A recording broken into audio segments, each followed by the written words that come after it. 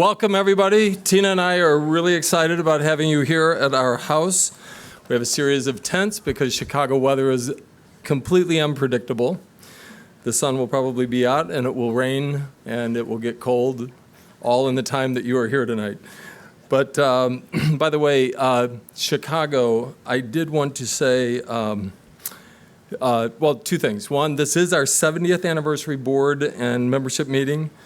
It's great that you guys made the trip in. How many, just show of hands real quickly, Chicago members? I see Pat Ryan, Andy McKenna, Gary Brunson, Dean Buntrock.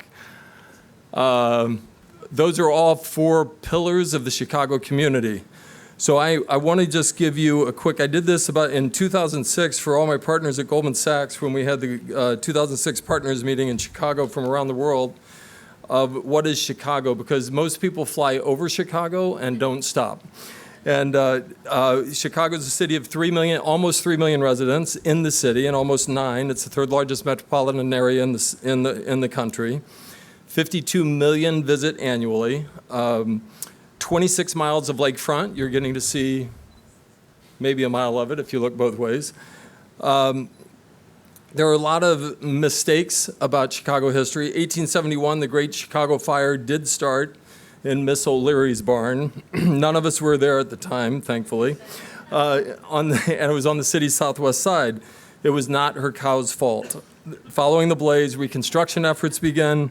Quickly spurred great economic development for Chicago. Many people point to Chicago and St. Louis as similar-sized cities at the time, and that's what spurred the economic growth of Chicago and set it along its way to leave St. Louis in the dust. The extraordinary architecture of this city, I would say, if you haven't, another Chicagoan, Bill and Shelley Farley, welcome. If you have not seen the architectural tour on the river of Chicago architecture, please try to take the time to do it on Friday or Saturday, or if you have a moment, it is really worth it. It is a city of great architecture. In the rebuilding of Chicago, Chicago was built on a grid. One of the single most underappreciated features of Chicago is the amazing network of 1,900 miles of alleys.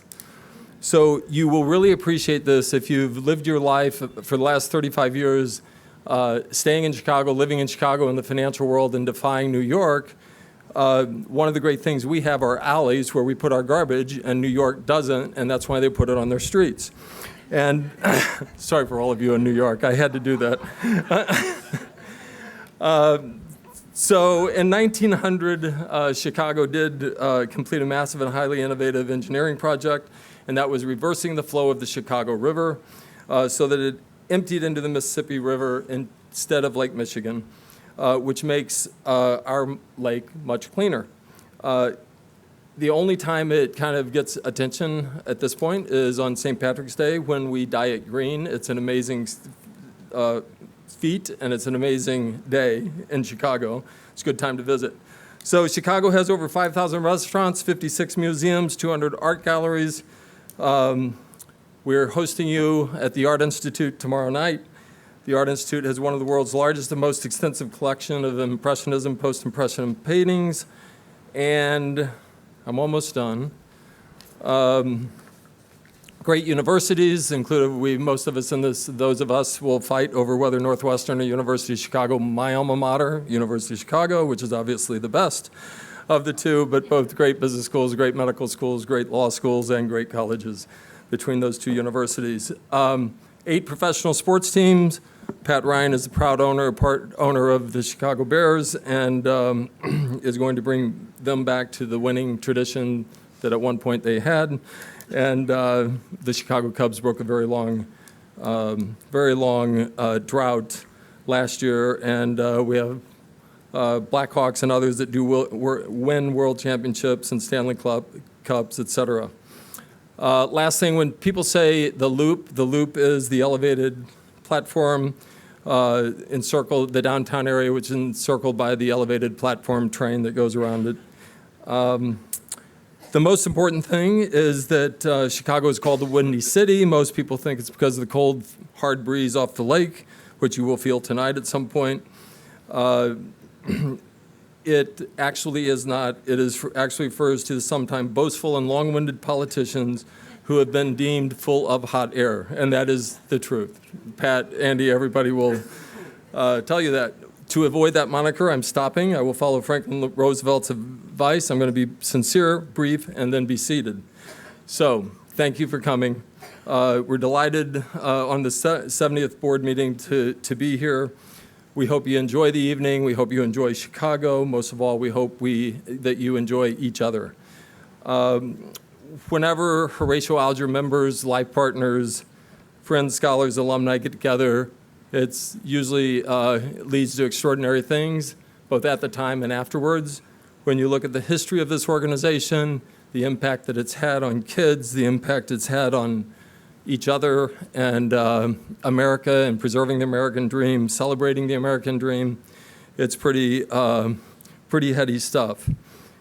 The thing for tonight also, I think, is always very special. I think some of the best things that we do at the Horatio Alger Association is celebrate the kids, recognize the young scholars, and to hear from them, because that truly is the most important thing about what we do, is impacting young lives.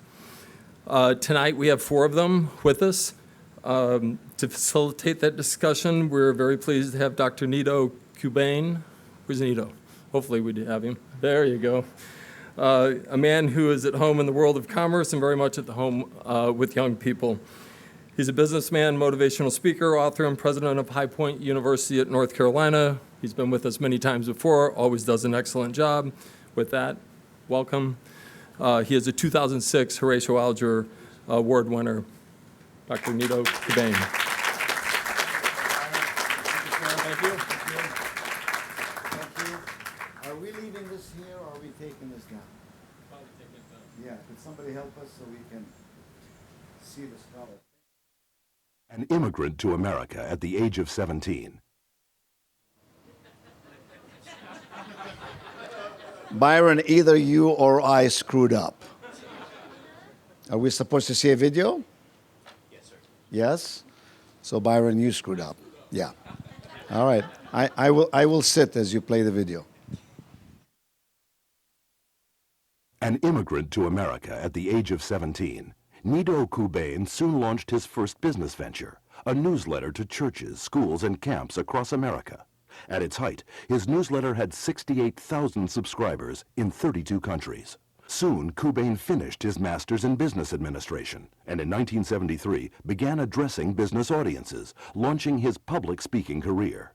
In 1980, he began a consulting business called Creative Services Incorporated, advising CEOs and top corporate management on employee development programs.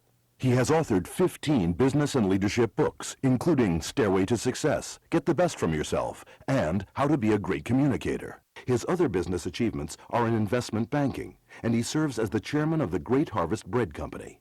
In January 2005, he became president of his alma mater, High Point University.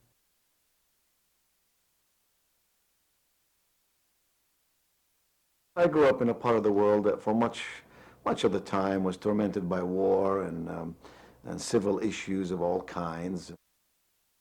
My father died when I was 6 years of age. My mother, she worked day and night to feed us and clothe us. My mother, with 4th grade education, was clear on one thing: she wanted her children to be educated. She insisted that I come to the United States of America. I was afraid. I was 17 years of age. I could hardly speak any English. I didn't know anyone, and I had $50 in my pocket. And I landed on the shores of America. But I learned the English language by taking a 3x5 card and putting 10 English words on this card. By Saturday, I was learning 10 English words and reviewing 50 from Monday, Tuesday, Wednesday, Thursday, and Friday. I went to a small school in eastern North Carolina, and I worked in the cafeteria, I worked in the library, any way that I could to earn money. At the end of my 2nd year at college, the president of the school came up to me and said to me, he said, "You ought to know that there has been a chasm between the money that you paid the school and the money that you owed the school." And he said, "A doctor picked up the tab for the difference. This doctor wishes to remain anonymous." I made a commitment to God on that day that somehow, some way, I knew not how or when or where, I want to help young people to go to college.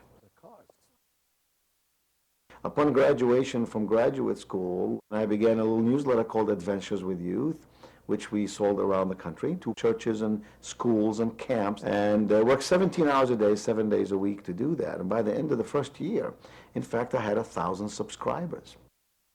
And then these people said, why don't you come and speak to our church or to our school or to our camp? So about mid-70s, I began to travel the country and speak.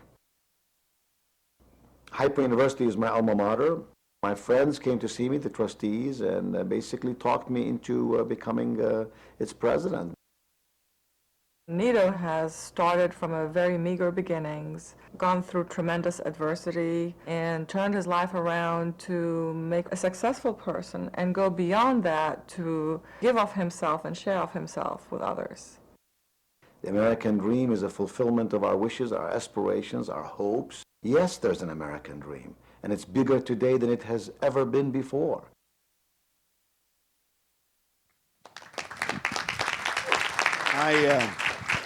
I had no idea what that video was, so I'm a little bit embarrassed that I even suggested that. Byron and Tina, thank you so much for hosting us in your beautiful home on this estate. My wife Mariana loved the gardens. We took the liberty to walk around and admire all the flowers. And I feel both incomplete and naked up here without my partner, Jeanette Neubauer. Wherever you are, Jeanette, she and I are a team when we get up here and interview these students. Yes. So, ladies and gentlemen, you know, we only hear, young people are like airplanes. You only hear about the ones that crash. You don't hear about all the ones that do amazing things every day of their life. And yet, Horatio Alger, to whom much is given, much is required. And that's why you and I are so proud of these scholars that we support year in and year out. They go on to do us all proud. They go on to make America and the world a better place in which to live and in which to work. And tonight, I am privileged to interview 4 scholars. A couple who are brand new, we saw them back in April, and a couple who are a little older and have remarkable stories, everyone. I want to bring them up here one at a time and introduce them to you and ask them a few questions. We didn't rehearse anything. I don't have a bunch of questions. We're just going to chat.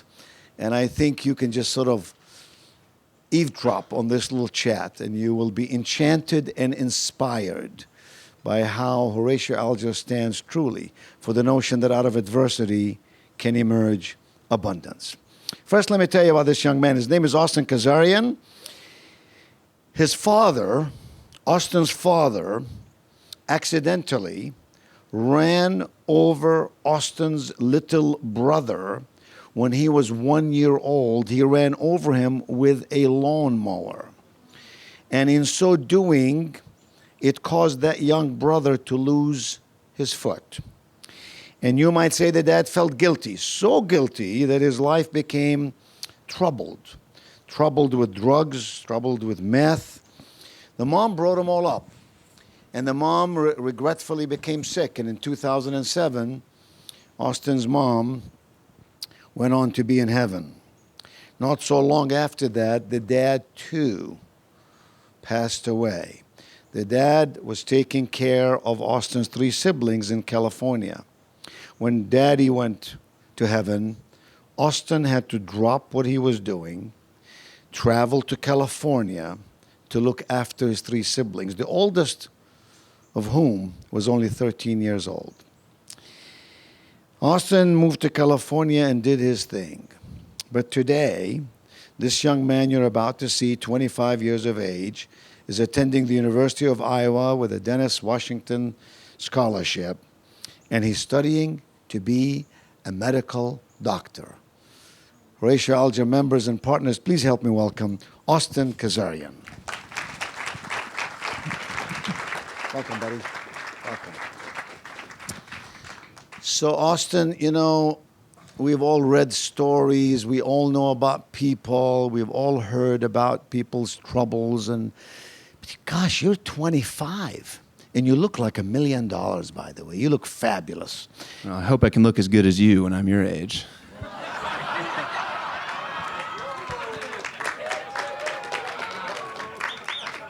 You need a good plastic surgeon. That's what you'll need, Austin. Austin, you are cool. When you want a job, you're hired. All right? I like you. So, seriously, your mama passes away. Your daddy passes away. You have 3 little brothers and sisters, 2 brothers and a sis, little kids. You lose what you're doing. You go to California, you take good care of them. But then you never lost complete sight of your goal. You wanted to be a medical doctor because both of them have passed away, and you want to help other people. Run us, if you will, just a little bit. Let us look into the window of your life. What exactly happened to you to give you the strength of looking this good, speaking so eloquently, and having such faithful courage? Well, those are very kind words, so thank you for those, Dr. Qubein. I guess really I've always felt an obligation as an older brother from day one, even before any of the quote-unquote bad things happened to me, that I always had to take care of my younger siblings. And that never really left me, and I knew there was only one decision. When my mom passed away, I actually moved in with my grandma, who had lost her daughter and was losing all of her grandkids. And when my dad passed away, I knew it was just right to get out to California and help take care of them. There used to be this poster in my high school basement, actually, and it was this sprinter, and he was jumping over a hurdle, which I never accomplished. But the phrase on the poster was, "Adversity causes some to break and others to break records." And I always wanted to embody the latter half of that phrase, and that's what I always strive to do with my own life. He's 25, dear friends. He's 25. Goodness gracious, where did you learn to be so smooth and eloquent and persuasive? Did you take courses in speech? Did you look at videos? What exactly? Seriously, you're very, very articulate. Well, I've always spoke English, so I had that going for me. So I wouldn't say it's as accomplished That helps. as you. Yeah, that helps. But no, I've always found I really enjoy other people, and there's no better way to communicate than talking with them. So you, as I'm sure you've learned, you fail a lot, and then you get good. So that's how I learned how to speak with others, and if I want others to understand me, I got to be able to speak my mind. Tell us about your siblings. The oldest now is how old? Yeah, so the oldest is 19. He'll be beginning at UCLA this fall. The middle brother actually graduated a year and a half early from high school, and he's been in community college since then. He'll be going to a 4-year university in another year. And then my younger sister is starting her sophomore year of high school as the reigning JV champion in 4 swim lengths. Well, you can certainly take some pleasure that you've had a role. You played a very major role in the development and evolution of your siblings. Austin, I'm going to introduce you now to a young lady who is a little older than you. Looks better, though. Well, she's significantly better looking than you. And this young woman, her name is Nadia.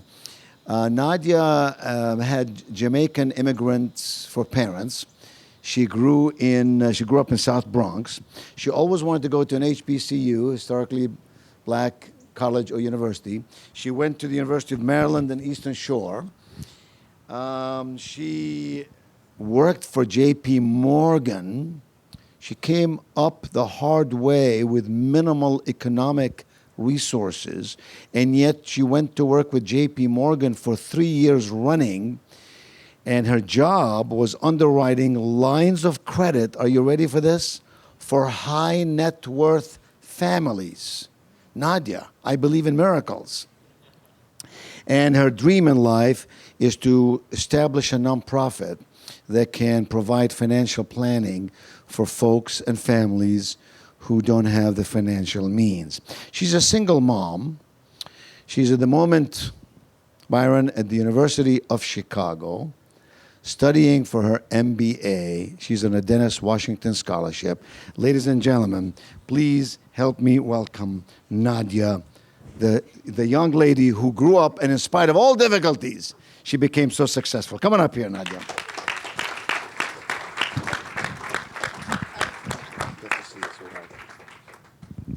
All right, so Nadia, I want to understand something. How old is your son? So Jaden is a very inquisitive 7 years old. And where is he tonight? Oh, he's at the hotel with a babysitter.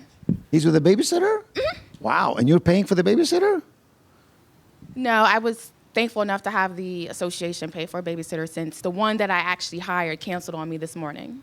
Wow. Wow. So I'm very impressed with you, as all of us are. You went to work. You went to work at J.P. Morgan. Then you went to work at DuPont. And then you wanted to go back and get your MBA because you love your son and you...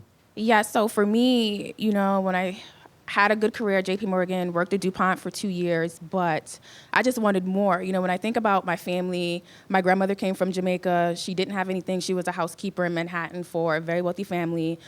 Through that, she was able to, save enough money to have my mom and her 7 brothers and sisters come to America so that they can have a better life. So just thinking about my family circumstances, a lot of my cousins went to jail. A lot of them were not successful. They didn't want to go to school. So thinking about me, although I had a baby at 21 after undergrad, I was always very ambitious. I always did everything that I could to pursue my goals. So despite having a baby, I never let that stop me. An MBA was always in my goals, and it was also a part of my ambitions. So although my family would have preferred that I went to a part-time program, I knew the benefits of attending a top, highly ranked program.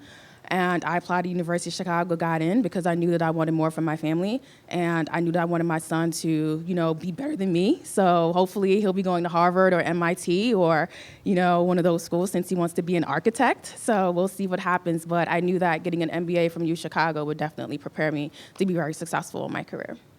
You can say one thing, Horatio Alger knows how to pick scholars. Amazing, just amazing.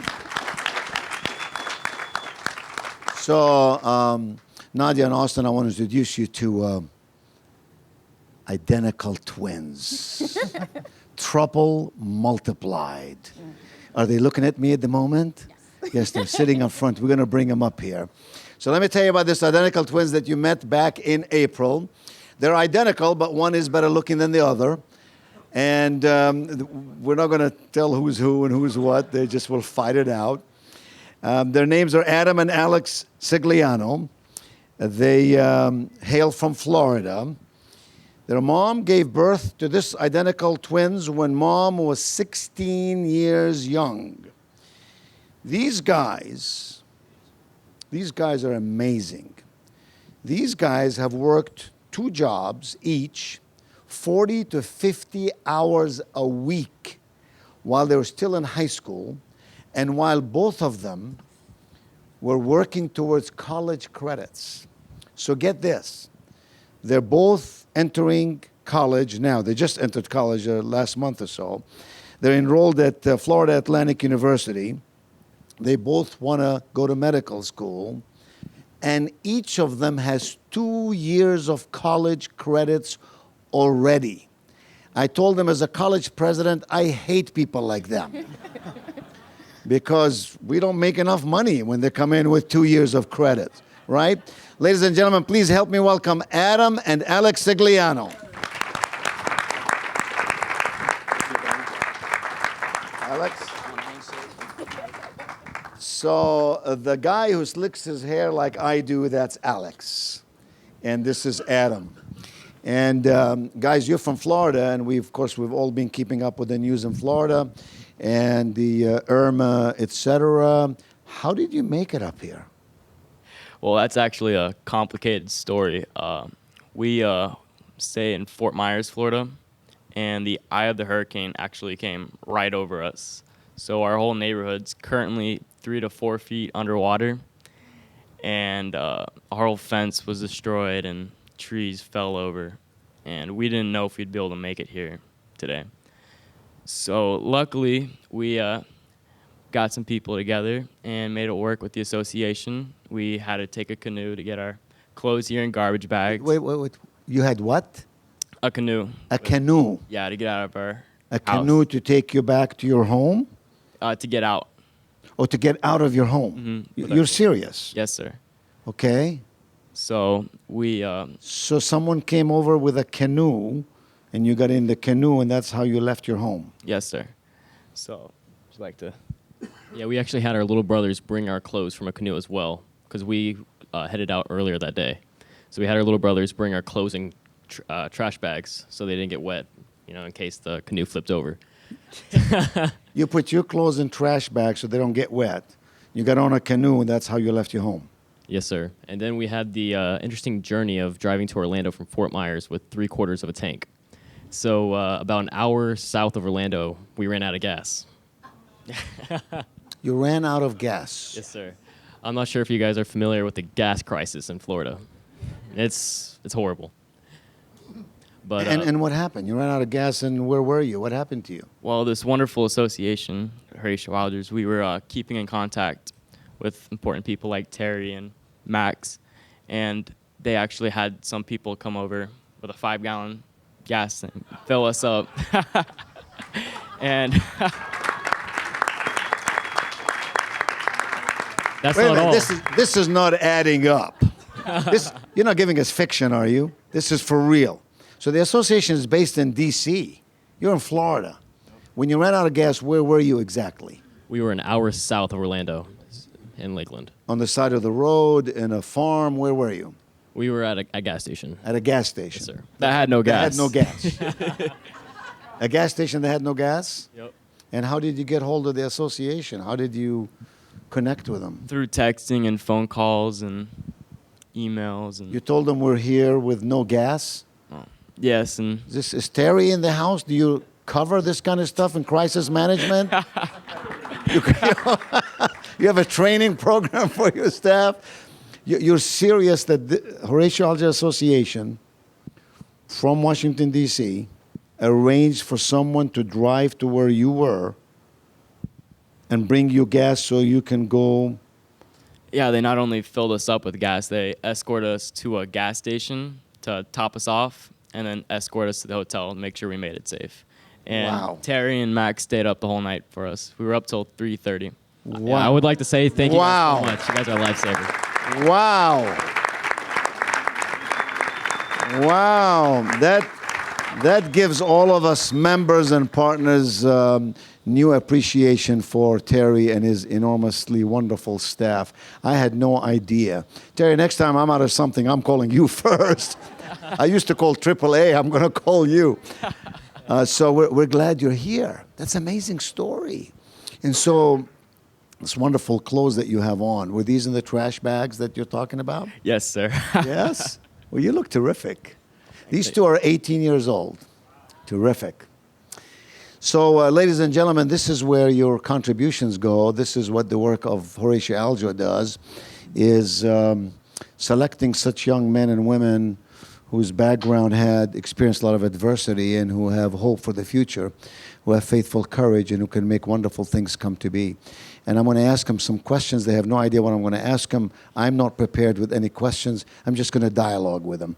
And I'm just going to go around here and just talk to all of you, and you can jump in anytime that you wish. We just want to get to know you. We're so proud of you. All of us get enormous amount of pleasure in knowing that this association does good, plants seeds of greatness in the minds and hearts and souls of young people like you. And what we want you to do through your life is to plant seeds of greatness in the minds, hearts, and souls of other people, because that's what makes the world go round, right? So, Nadia, I'll begin with you. What's your favorite thing to do? I would say my favorite thing to do is to cook. So growing up with Jamaican parents, at the age of 12, I had to learn how to cook. I had to learn how to clean. Traditional for a lot of island parents. And I would say that over the last 16 years, I've become an amazing cook. A lot of my friends at UChicago can attest to that. I mean, I've had plenty of dinner parties. So that's like one of my favorite things. Is to cook. Really? And what's your favorite thing of doing with your son, who's 7 years old and is very active, right? Yeah, so with him, he's very active. He has a very inquisitive mind. So the one thing that he loves to do is build Legos. So he's built everything from the Statue of Liberty of New York to Star Wars creations. So that's the one thing that he loves to do. But personally, since I'm really big on education, I've enrolled him in Qubein. So I just love to drill him on math and different things because I feel that if you want to be an engineer, I have a lot of friends that are engineers, you have to be very well-versed in math. Nadia, are your parents living? Yes. Where are they living now? So my parents live in Rehoboth Beach, Delaware right now. And they must be very proud of you. They are. I mean, it's interesting now looking back and seeing everything that has happened over the years. I'm really happy to be where I'm at today. So. you have brothers or sisters? Yes, I have 2 sisters. What do they do? So one of my sisters, she didn't want to go to school. She didn't want to do anything, so she's like a manager at Wawa. And then my other sister just works at the Gap. So And you're working towards your MBA yes. at the University of Chicago. Mm-hmm. You're setting a great example for so many others. Thank you. And these 3 want to be doctors. What kind of a doctor you want to be, Austin? Right now, I want to be an oncologist. Well, why oncology? Does it have specific meaning to you in your life?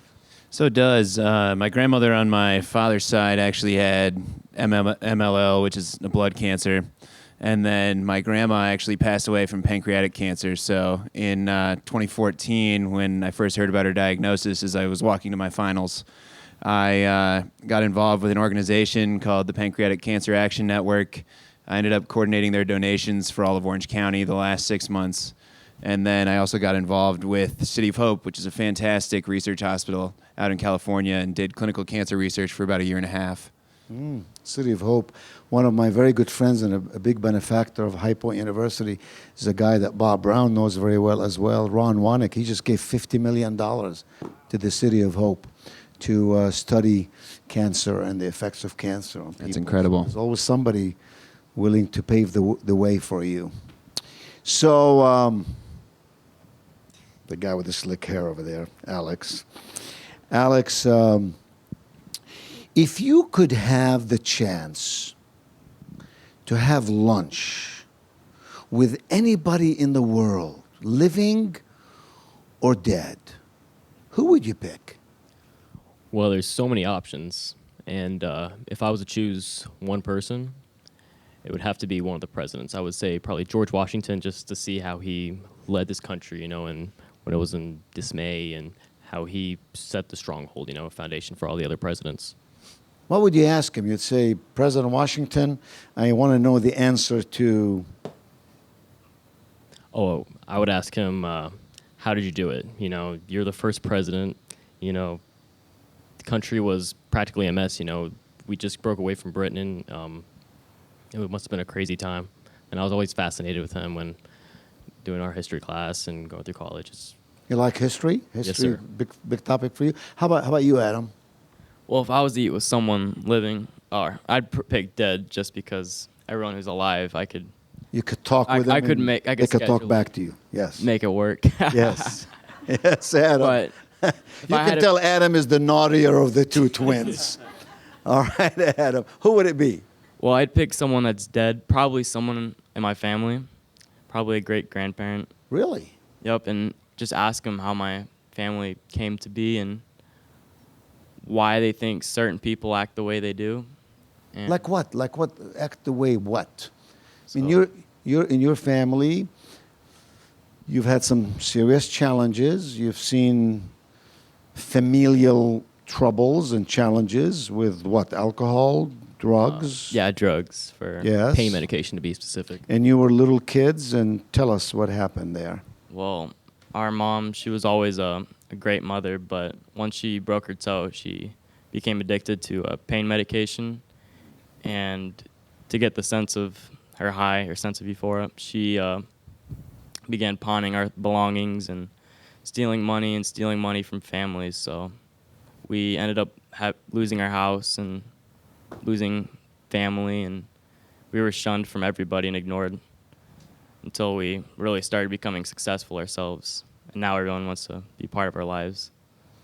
Adam, that's so painful to hear you say that. I mean, I can sort of try to understand. How old were you when that happens? Well, we were 8 when our mom first divorced, correct? Can you take us there? I don't want to take us somewhere that you don't want to go, but it'd be, I think, meaningful to understand. We look at the 2 of you, you're identical twins. You look fabulous. You have survived turmoil. You want to be medical doctors. You're entering college with already 2 years worth of credit achieved. And yet by all testaments, you shouldn't be this smart and good and committed and dedicated. You should be mad and angry and getting in trouble, right? Well, I believe the adversity that we have faced has really shaped us, shaped our characters, really built a strong foundation for who we are. You know, we learned to persevere even when the fight is rough. You know, we learned that things don't come easy and that hard work is necessary for what we want in life.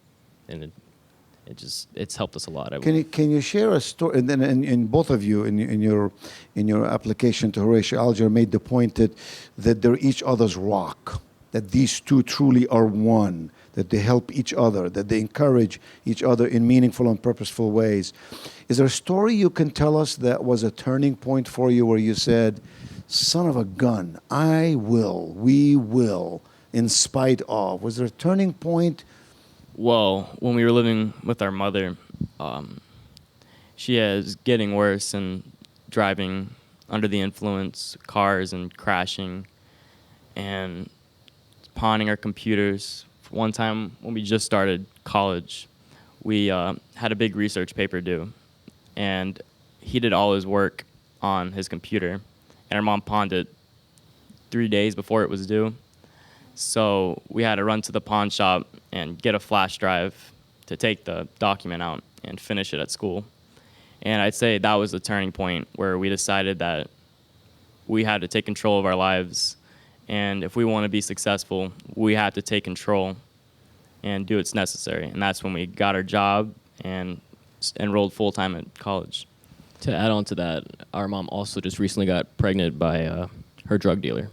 And she lied to us and told us that it was a gentleman from Naples who was doing very well. So we were very excited for her to have a kid because we love our siblings and our family means the world to us. So actually the drug dealer, he found her phone number and called us and told us that our mom was planning to have an abortion. He was freaking out, and this was just overwhelming for us, you know. So one day we packed up all our stuff and went to work and never came back.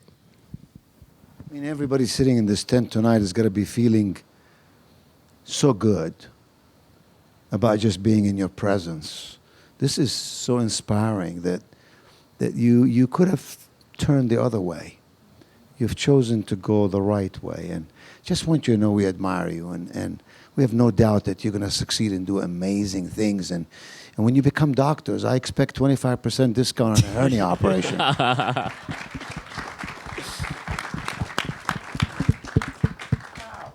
Gosh. I mean, this is just incredible. Austin, you've had a tough time too, my brother. Well, I don't know. After hearing that story, I think we've all had our own challenges, and mine is just one of many. But isn't that what life is all about? That we think that the world comes to an end with us until we hear somebody else's story. What was a turning point in your life that you said, in spite of all of this, my mom died, my grandmother died, my father died. In spite of all of this, I'm going to go to school, I'm going to work hard, I'm going to become a medical doctor, I'm going to be a useful citizen. Was there a time that you can recall where you had such tenacious determination? So I wouldn't say I had as much of an aha moment as my fellow scholars up here may have, but as I mentioned before, I always had a drive to want to do something with my life, but I do recall a specific conversation I had with my sister. She was right about 6, big fan of this kind of under-the-radar series called Harry Potter, and she was talking to me, and she said, you know, this is after our father had passed away, and she said, you know, when Mom died, I thought I was kind of like Harry Potter. And for those of you who don't know, both Harry's died, his parents were dead. And she said, now when Dad passed away, I really am like Harry Potter, and he went on to do great things, so I think I'm going to do great things too. And I think that was when I really knew that I had to continue to set that good example and make sure she could live out the dreams that she had expressed. Beautiful. Beautiful. Nadia, I'm quoting you. These are your words. You said, I used to be a troubled teen, ending up in alternative school. Are these your words? Yes, they're my words. These are your words. And you were a troubled teen. You ended up in alternative school. What we see before us today is a very elegant young woman who's at the University of Chicago, admitted and enrolled and studying towards MBA, I beg you to explain to me what happened. How did you turn from that to this? Yes, so I would say when I was in high school, there was a lot of issues that I had with my parents, especially when I found out that my dad was not my dad. This is the person that I grew up with forever. It just made me feel like I didn't know who I was. So I was very angry with my mom. I started to hang with the wrong crowd. I got myself into trouble. And instead of just dealing with my issues, I lashed out at other people and got into a lot of fights in school. So eventually I got kicked out and I had to go to alternative school for about a year. And when I was there, just being in that environment and seeing the other students that were there, I thought they had worse issues than I did. And I kind of knew, like, okay, yeah, I had some issues, but they had some serious, like, you had people who were addicted to drugs. We had people who stabbed people. Like, for me, I was just angry and I knew that I could work on those issues. And so I've always grown up Christian, but I never really thought much about faith until I've gotten into those situations and I knew that I wanted to change and I wanted to be better. So I started to go to church, and I would say that I definitely turned towards God, and He's helped me a lot throughout my entire life. Just thinking about that struggle that I went through, finished alternative school, came back to my high school, and was on the honor roll. So I kind of just had to make that change within and just know that, I didn't want to hang with that crowd. I wanted to go to college. I wanted to be better. And, by having my high school principal, who was also like a mentor to me, he kind of introduced me to certain schools that I should apply to. And that's how I fell in love with HBCUs. So he went to Delaware State. He got his undergrad from there and kind of recommended for me to look at possible historically black colleges and universities. And I chose the University of Maryland Eastern Shore. So for me, seeing where I was back then and seeing where I am now, it's a complete 180. But just thinking about everything that I went through and how I was back then, I just was just going through a tough time. And I feel that I have a better relationship now with my family, with my parents. They're extremely excited for me to be graduating this year from UChicago. And I just think that everybody goes through a rough patch in life, and it's all in how you get through it. So, yeah, it was tough, but I definitely turned a right leaf, so. But by the grace of God and the help of others, that Definitely. I would say I applied for the scholarship, for the Delaware scholarship. And, I was extremely excited to get it because I wanted to go to college, but my parents couldn't help me pay for it. So I already knew that I would have to bear the financial burden of going to college. And I would say that the scholarship that I received helped me tremendously. Within the first year of being there, I was awarded the honor scholarship. So all of my tuition, room and board was paid for my remaining 3 years. So the money that I received from the association helped me greatly to pay for books and different items that I needed. And then, of course, I worked maybe 30 or 40 hours on campus to take care of my own personal expenses. But I definitely do appreciate all of the help and the assistance that I've received from the association. Thank you, Nadia. Let me read you some of your own words. I love what you said. You said, after I saw my mom and my dad and my grandmother die, I set out to be an agent of change. Yeah, that's me. I'm sure it's you, Austin, yes. What does that mean, agent of change? You want to change what? So for me, medicine, as I'm sure everybody in this room can agree, has a large ability to change lives in a multitude of different ways. Seeing medicine's own effects within my own family and those close to me really inspired me to be that agent of change as a physician, change others' lives, their mentalities, their health for the better. And I would say, just in defining an agent of change, it's somebody that can course correct as little as 1 degree or as much as 365 degrees. Beautiful. Adam, you said, I learned that bad experiences do not have to have negative effects. Most people don't agree with that. Most people who have bad experiences are mad or angry or defiant or aggressive. I learned that bad experiences do not have to have negative effects. You can overcome hurdles. Well, when I was writing that, I was still going through a lot with my family.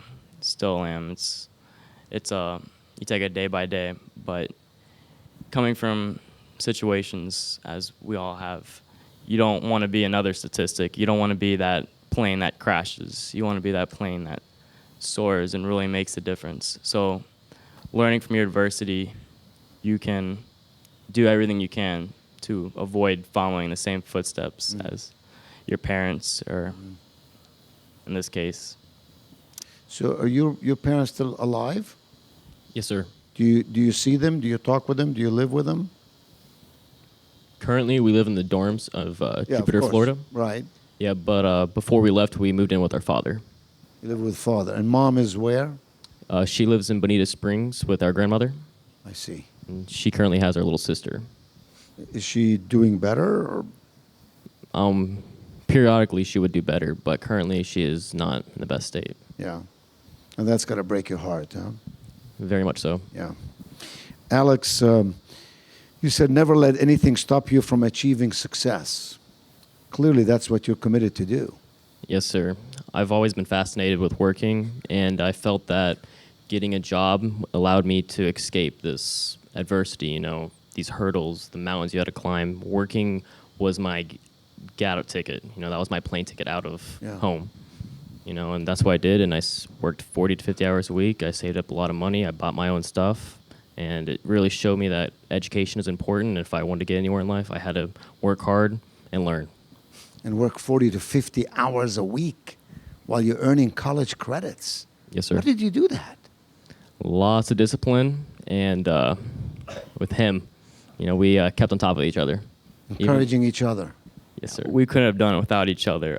Balancing so much, I think, would be impossible for just one person. Yeah. So where I struggled with, he was strong. And working together, we excelled and flourished.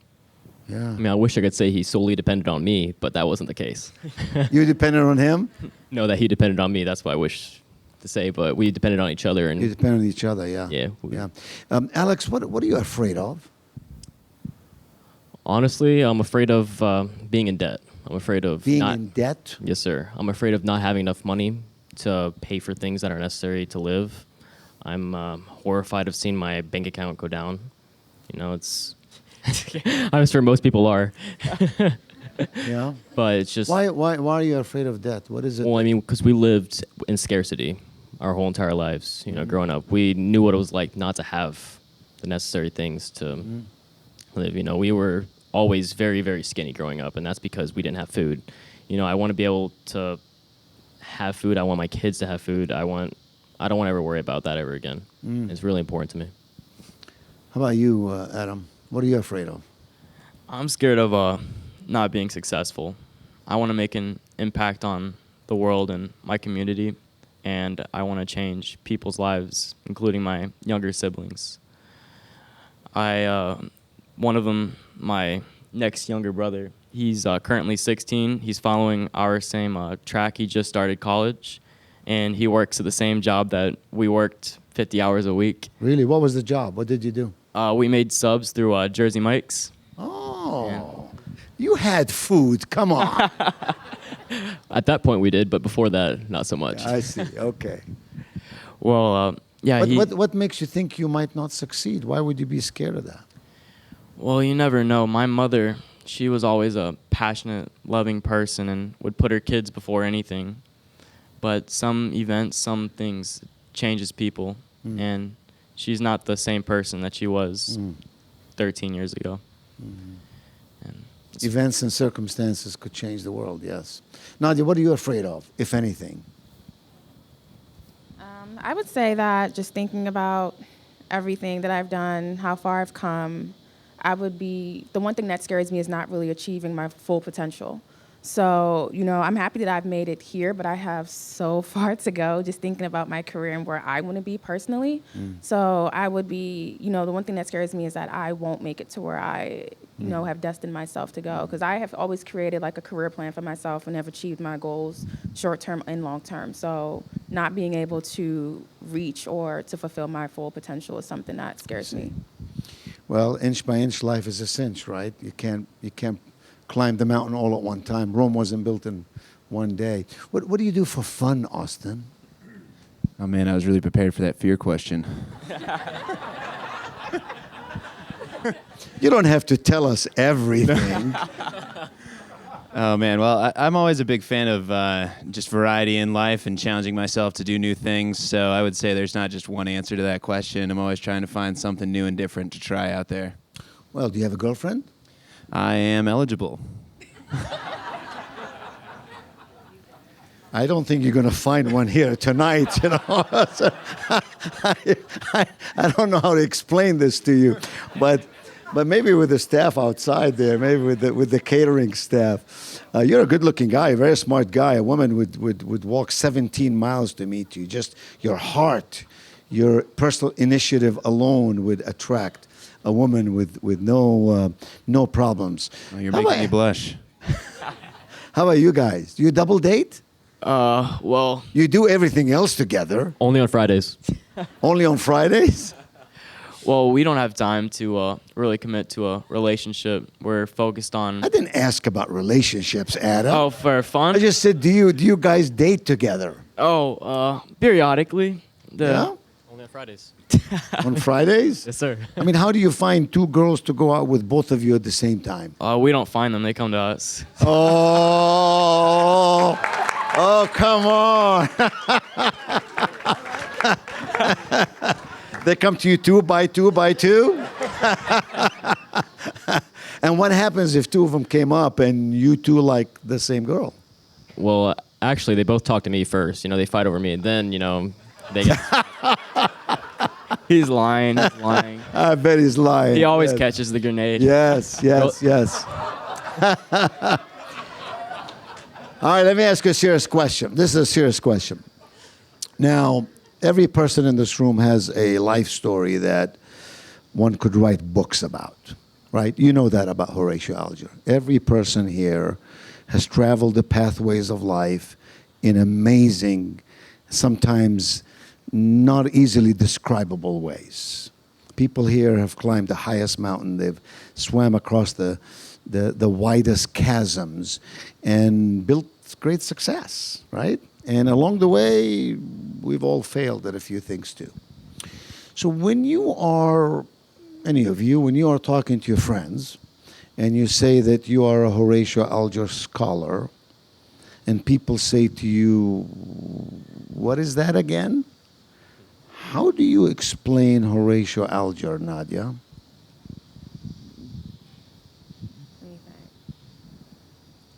So I guess if I was talking to one of my friends, I would definitely explain to them that for me, Horatio Alger is a body of people who have gone through adversity, who have gone through tough times, but have been successful through their careers and are willing to help others to build a successful path in life as well. They understand that people go through things and they make mistakes, but your mistakes do not justify that you'll have a terrible future, and that people can change and that they can do better and be great. So overall, I feel that it represents change, it represents success, and as long as you're working to work hard, you can definitely be successful. How about you, Austin? When you said to your friends, I'm going up to Chicago to go to the Trott's beautiful home to share with Horatio Alger, what did you tell them about Horatio Alger and your association with it? Well, I really think, first and foremost, it's just an indescribable experience that I'm ever so thankful for. So I'll take this quick opportunity to thank you all for all you do for us.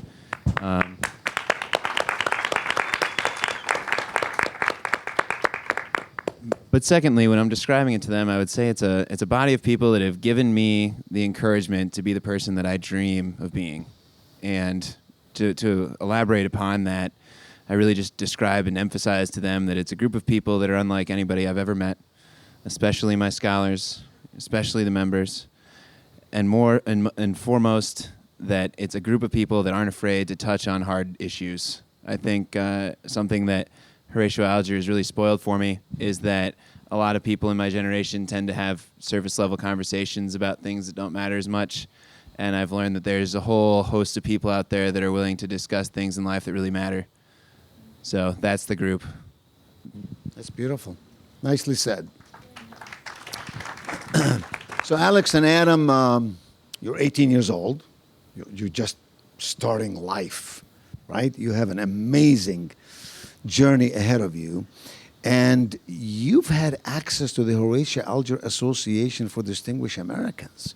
I mean, you have tapped into the treasure of all treasures. What is it you hope to get out of this relationship, besides the fact that there's some scholarship involved? Well, first off, I would like to say what it means to us. It provides a sincere support system that harbors our goals and ambitions. Financially, we're now able to afford college without drowning in student loans. Emotionally, we have attained meaningful friendships from across the country. It's an incredible association, and I can't stress it enough how much you guys do for us. And you guys are truly remarkable. Thank you so much. They even brought you gas, right? Yes, sir. How about you, Adam?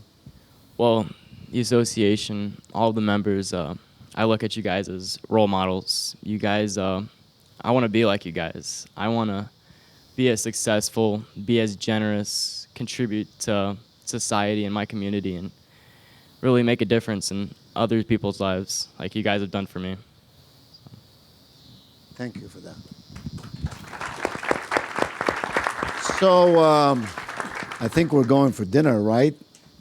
Byron and Tina. So I want to say a couple of things to you. I'm a university president. I was a business guy for 40 years, and then I became a university president. I went back to my undergraduate alma mater to serve. And I found out, as I suspect everybody under this tent has found out, that when you lose yourself in something worthwhile and worthy of your time and energy and talents, that the doors of opportunities open up for you double-fold all day, every day, whether it's rain or shine, and the stars in the sky just sparkle in your life. If you're passionate about something, you'll have energy to pursue it. And I tell our students what I'm going to say to you, because you have done this in ample supply, that who you spend time with is who you become. You've chosen to hang around people who can influence your lives, here and beyond here. That what you choose is what you get. That life gives you the results, the outcomes based on the choices you make. And that how you change in life, every one of you has had to change, deal with change, and live with change, and in some very dramatic ways. How you change is how you succeed. So I, for one, don't have an ounce of doubt that you are going to succeed brilliantly in your life. And by that success, I don't mean that you're just going to have money and fame and position and friends and followership. By that, I mean that you are going to influence the lives of millions. You've already influenced our lives tonight. We're not going to forget you. You've inspired us. But your charge is to change the world, to light one candle at a time, to make amazing things happen. My wife Mariana is with me here tonight, and we want to give you a little gift. And I think somebody's going to, thank you, ladies. Mariana and I want to give you a little gift.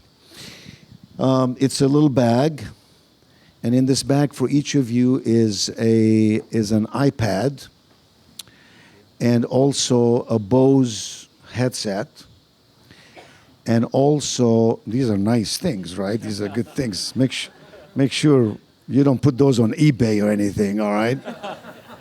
And my wife, Tina's still here, rent in the house? Yeah, Tina, my wife designed 2 beautiful scarves from Gardens from High Point University. And Nadia, she has those scarves for you there. And you 3 who are not hooked at the moment, we're giving you each 2 scarves too, so that the future women in your lives will be enchanted with your taste and your romantic touch in life. But mostly I want you to know the greatest gift that we can give you is our love. You have it from this association by the truckload. May God bless you, and may your pathways always be lit, and may you always influence the lives of others in magical and wondrous ways. Ladies and gentlemen, Alex, Adam, Nadia, and Austin.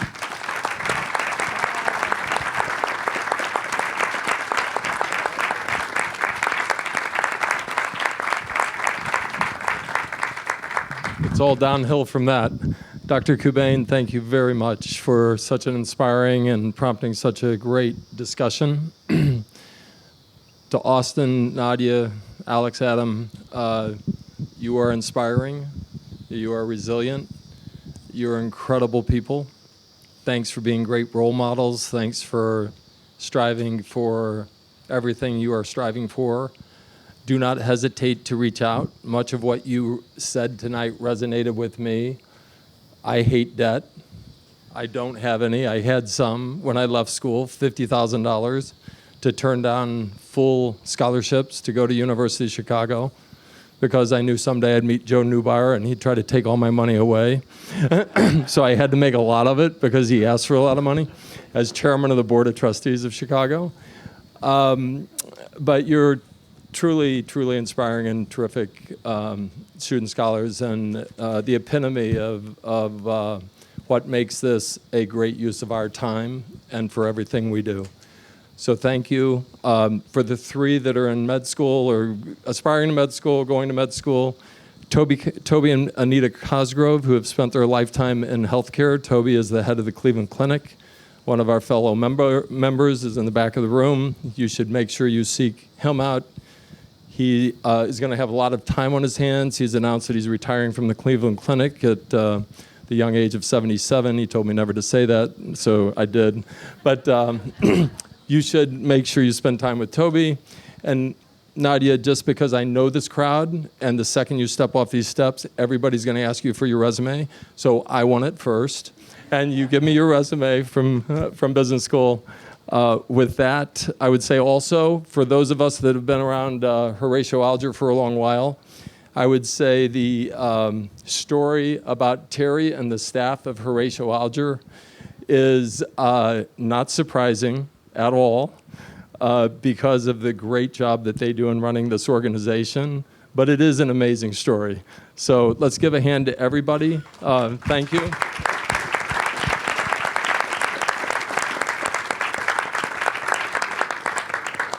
And with that, we can have dinner. So next tent, if everybody just wanders over and be seated, we'll get started with dinner. Thank you.